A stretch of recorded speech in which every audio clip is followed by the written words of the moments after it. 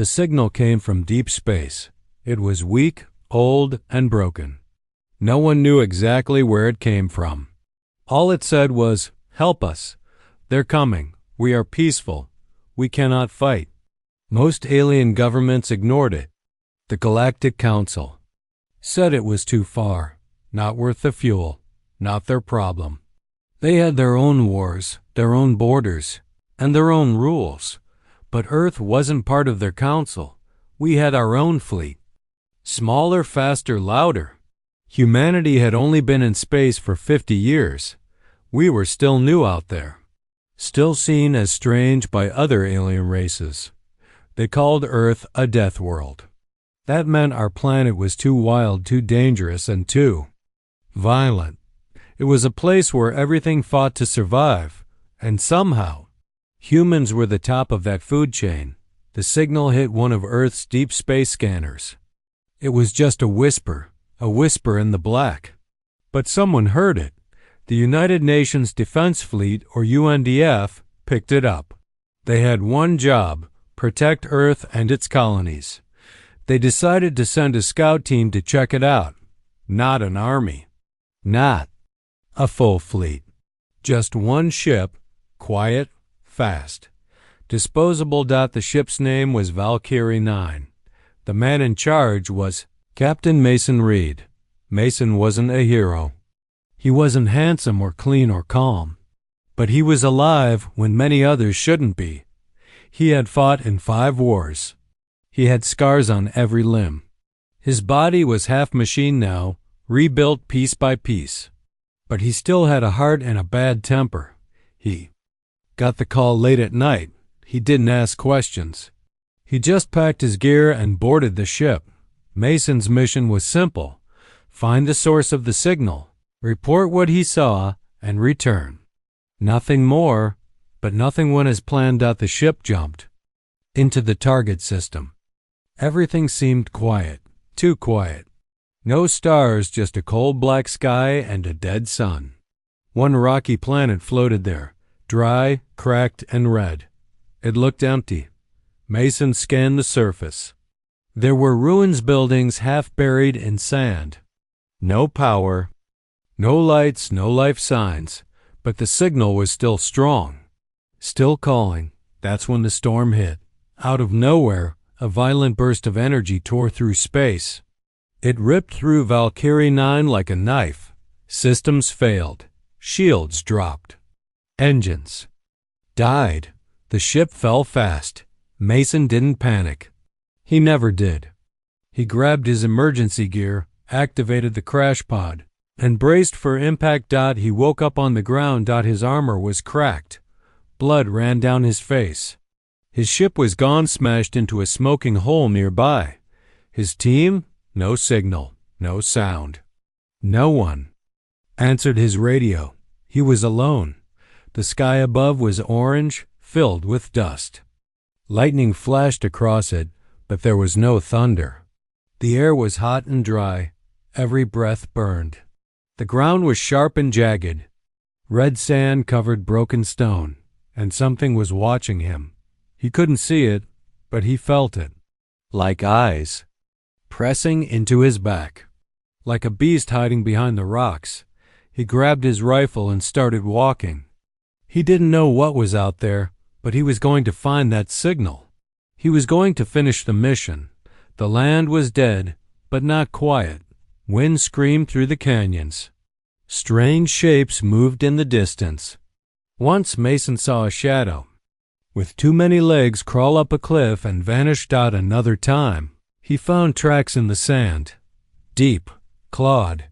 Not human. He followed the signal on his scanner. Every step took him closer to the ruins he had seen from orbit. They were huge, old, and broken. Stone towers rose from the ground like bones. Doors were torn open.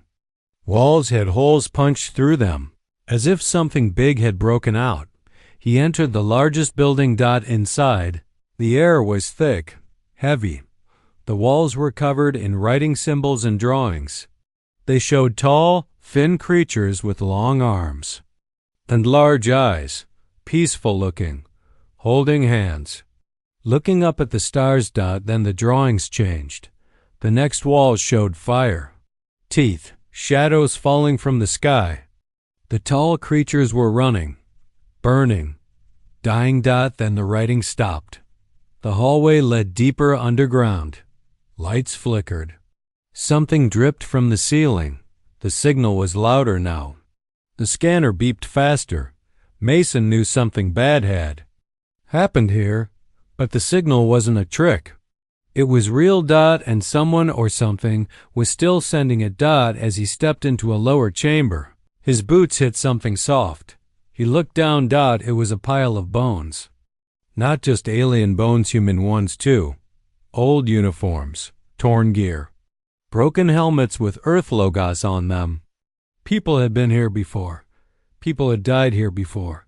Suddenly, his scanner started to scream. The signal spiked. Mason raised his rifle. Then, he heard it deep breathing. Not from him. From behind. He turned fast. There, standing in the dark, was a creature. 7 feet tall, skin like black stone, eyes glowing like fire. Its mouth opened sideways. It didn't speak. It growled. Mason hit the ground hard.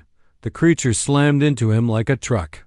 He rolled with the impact, firing his rifle as he moved. Bullets tore into the creature's side, spraying dark green blood across the wall.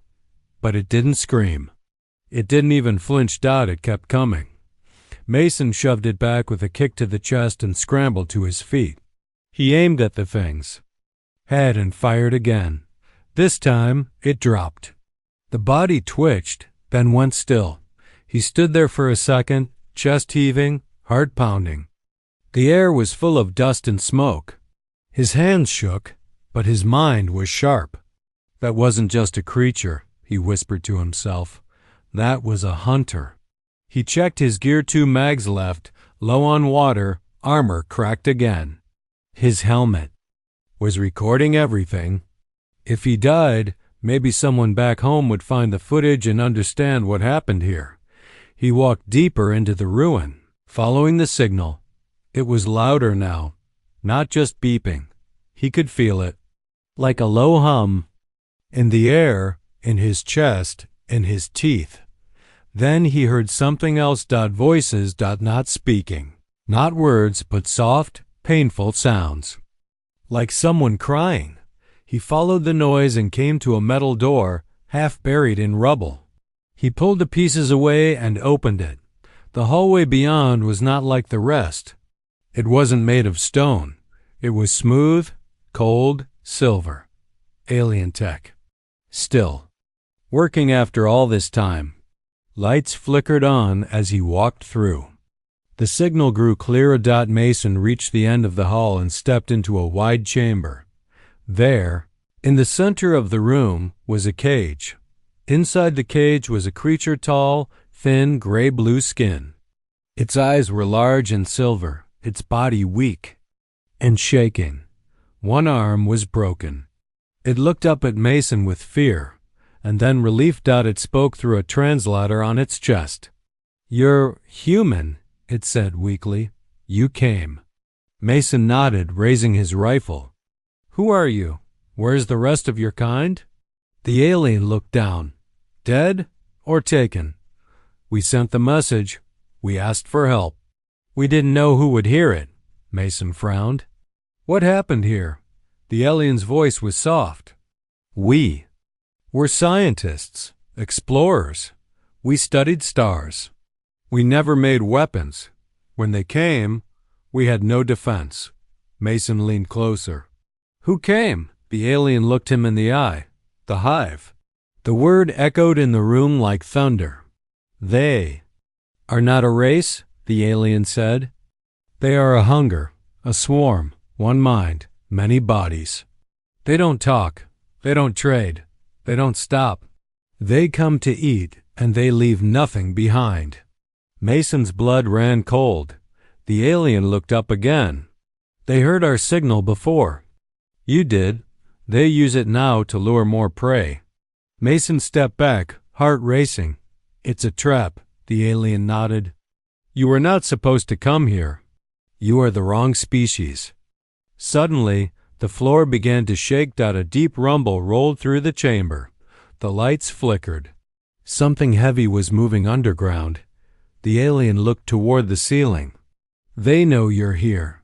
Mason cursed and aimed his rifle at the door. "We're not staying."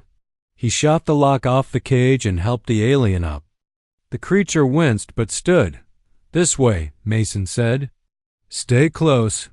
They ran back through the hallway, back through the ruin. But the walls were shaking now. Dust rained from above. Far behind them, something screeched high and sharp, like metal tearing. Then Mason heard them, claws on stone. Dozens of them. He turned a corner and saw shapes in the dark. Long bodies, many legs, jaws like saws. They poured from cracks in the walls, crawling, climbing, coming for them. He threw a grenade behind them. The blast filled the tunnel with fire and smoke, but it only slowed the swarm. Faster. He shouted. They reached the surface just as a hive beast leapt from the ground in front of them. It was even bigger than the last one, taller than a truck, 4 arms, mouth full of spinning teeth. Mason didn't stop. He ran straight at it, dropped to one knee, and slid under the thing's legs. As he passed, he fired upward, blasting its belly open. The creature shrieked and collapsed. The alien followed, limping, barely alive. Together, they ran across the red sand toward a rock ridge in the distance. Behind them, the hive swarmed out of the ruin like a living wave. Hundreds of them. Maybe thousands. "We need to call the fleet," Mason said, panting. The alien gasped. "You don't understand. If you call more humans, the hive will follow you back to Earth." Mason stopped at the top of the ridge. He looked down. Below them was a valley filled with old ships burned out, broken alien tech, and in the center, something glowed. The hive nest, a living tower of bone and muscle rising from the planet's core. It pulsed like a beating heart. Around it, more creatures crawled and hissed. Some of them were using tools, weapons, bits of tech torn from past. Victims. They weren't just beasts. They were learning. Mason stared down into the valley at the hive nest. It was bigger than he thought, taller than a building, made of bones, meat, and metal. It pulsed like it was alive. The hive wasn't just living on the planet, they were growing something. Maybe a queen. Maybe something worse. All around the nest, hive creatures moved like ants, but faster and smarter. Some carried pieces of weapons. Others wore pieces of armor taken from dead soldiers. Mason even saw one crawling with a broken human radio strapped to its back. The hive was adapting. The alien beside Mason could barely stand. His name was Sura, and his people had once lived in peace, never needing to fight. Now he was one of the last. His voice was weak, but clear. "They learn from every species they kill. Now they've seen you. A deathworlder. You're the most dangerous thing they've ever found." Mason didn't say anything. He just looked at the pulsing tower and clenched his jaw. He had seen war. He had fought monsters. But this was different. The hive didn't just kill. They studied. They used every part of what they conquered: tools, flesh, even memories. If they reached Earth, billions would die. He opened his pack and pulled out a small red flare, the emergency beacon. If he activated it, Earth's fleet would come. But if the hive survived, they'd follow us home. He stared at the flare. Then he made a choice.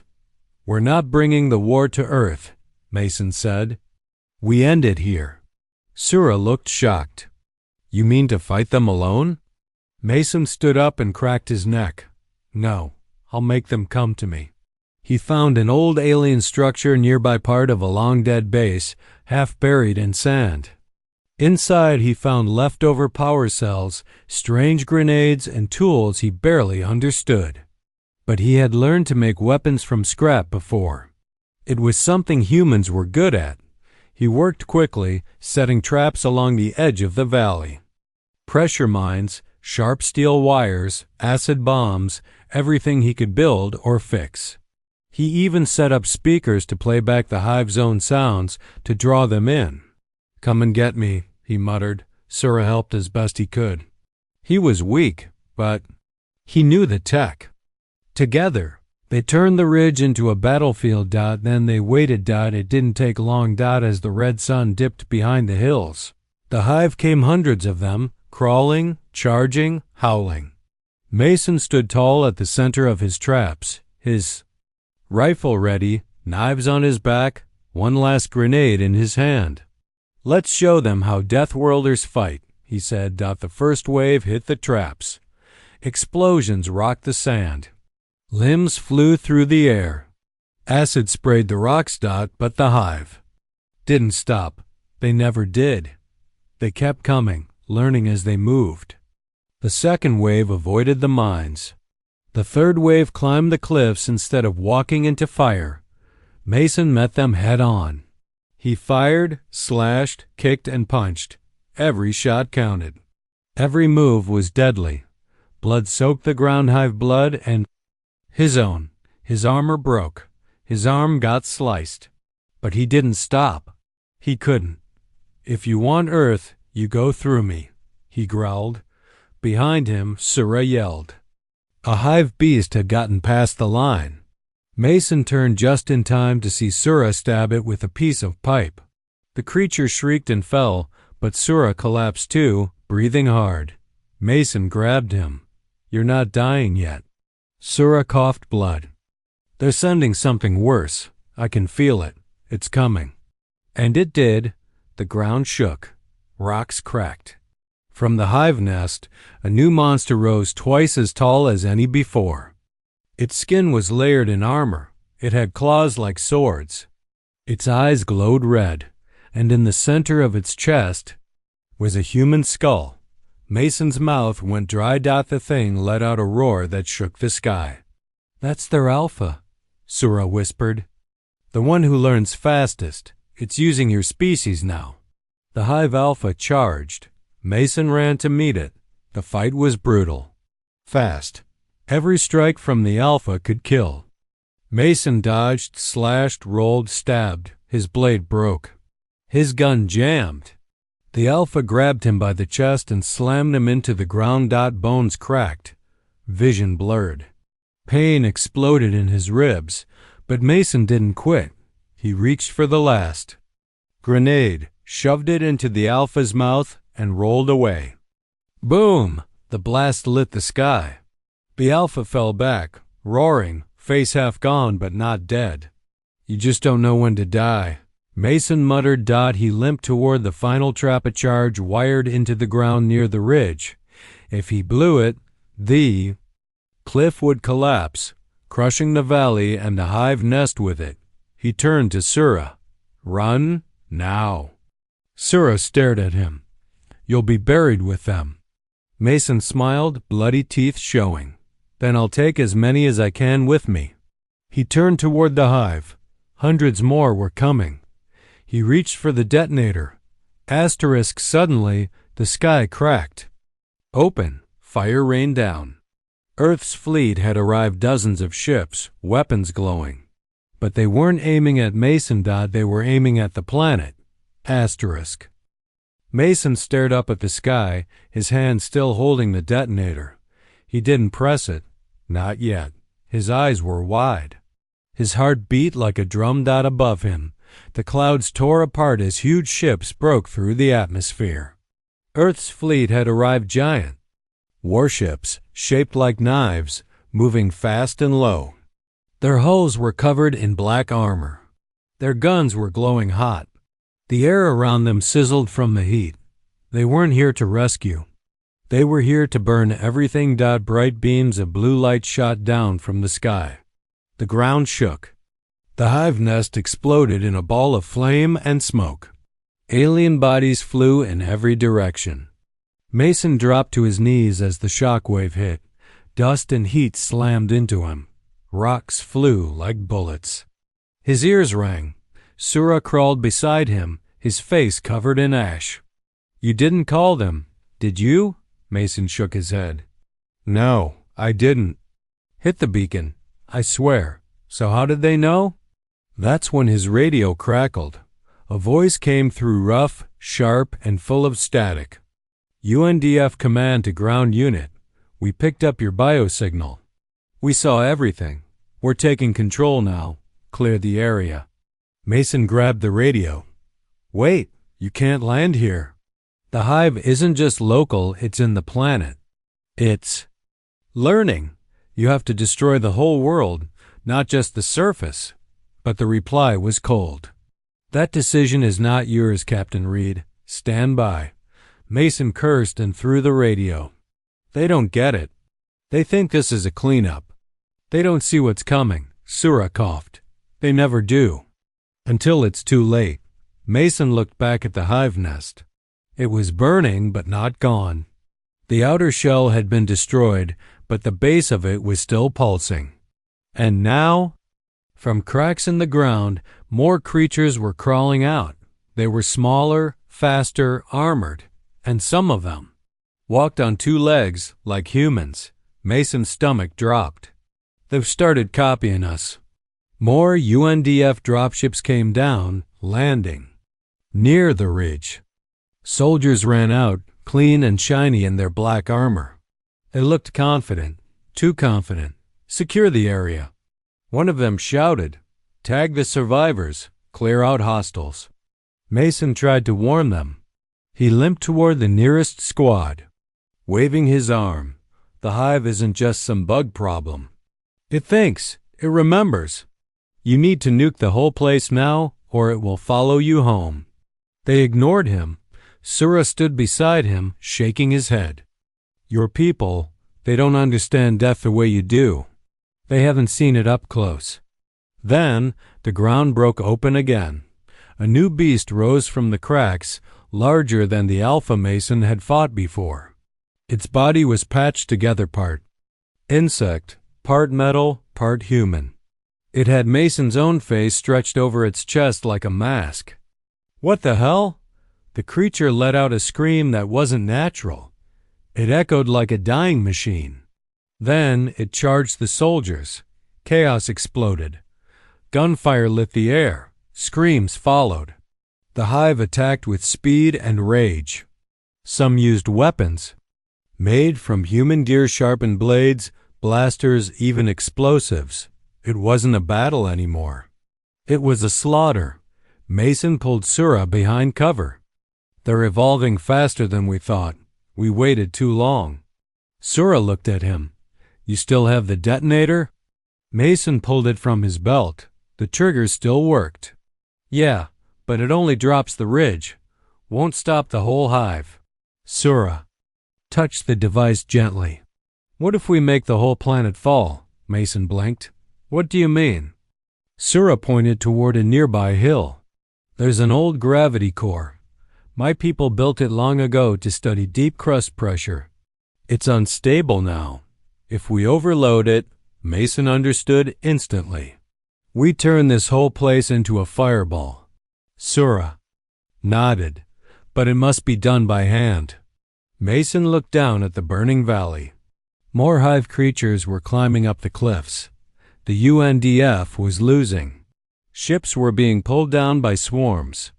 Soldiers were getting torn apart. If the hive survived today, Earth would fall next. He looked back at Sura. "I'll go." Sura grabbed his arm. "No, we go." They moved fast. Mason used what gear he had left to cut through the chaos. His arm bled, his leg limped. But his mind was clear. They reached the gravity core station. It was buried under rubble, but still running just barely. Sura opened the panel and started working. Mason covered him, firing at anything that moved. The hive was coming closer, faster. "I need 1 minute." Sura shouted. Mason reloaded. "You have 30 seconds." A hive beast jumped toward them. Mason caught it midair and stabbed it through the throat. Another came, crawling on the wall. He blasted it off with a shotgun shell. "Now, Sura." Sura slammed the final switch. The core began to glow white-hot, humming like a scream. Once it hits full charge, it'll collapse the crust and trigger a chain reaction, Sura said. How long? 60 seconds. They ran. The hive knew what was happening. Creatures chased them from every side. Some were already melting from the heat. The core's energy was shaking the ground apart. They reached the ridge. Again. Mason looked out at the battlefield one last time. Then he looked at Sura. Ready to go home? Sura smiled weakly. There's no home left for me. But for you, maybe. Suddenly, a hive beast leapt out of the shadows, aiming for Mason's back. Sura pushed him away and took the hit. The creature tore into Sura's chest. Mason screamed and shot it dead. He caught Sura in his arms. The alien bled fast. Why'd you do that? Mason said. Because you are the right species, Sura whispered. You fight for more than survival. You fight for others. Then he died. The ground exploded behind Mason. The sky cracked open again, not from ships, but from the planet itself. Fire shot upward. The hive screamed in one voice. Mason turned and ran. He dove into a UNDF dropship as the planet began to fall apart.